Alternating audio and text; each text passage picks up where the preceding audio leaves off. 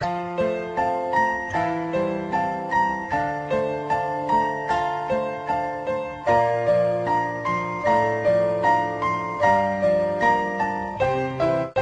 pakinggan mo ang awit na sa'yong inilaan. Kaya ko nagawang isulat para lang maramdaman o ang nadarama ng sa katulad kong nagmamahal. Kahit panulat at papel ngayon ay lalong nagmahal. Di na bale basta marinig mo ang mensahe ko at makadalaw kahit tangin dalay pamasahe ko. Dahil lang siyang makita kaya lang ang kasiyahan ko. Kahit sabihin man nilang pagtitripan mo lang ako, wag naman sana. Kasi ayoko ng ganyang laro. Ako'y seryoso at hindi ako nagbibiro. Kasi hindi ko mapigilan ang nadarama ko. Papayag na ako kung sakaling ikaw na ang karma ko. Sa'kin ay ayos lang, at least di ko pagsisisihan. Kahit kadalasan alibay mo ay bisibisihan. Dahil naiintindihan kita't ayokong mangulit. Kasi pangako ko sa'yo ako'y magpapakabait.